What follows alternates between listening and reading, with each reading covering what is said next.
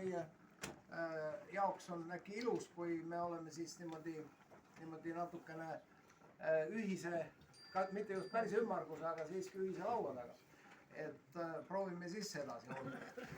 Ja siis loomulikult on siis meil niisugune komme, et kõigepealt on ametlik osa ja siis järgneb ta mitteametlikuna, jah, ma saan aru. Ja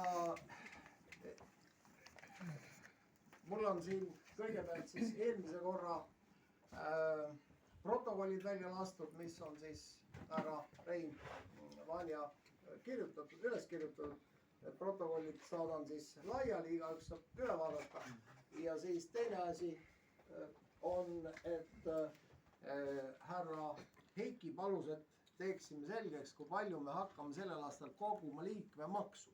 Siis oleks võib-olla juba koos töös saaks liikmemaksu ära maksta. Minu peast võid kaasa ka võtta.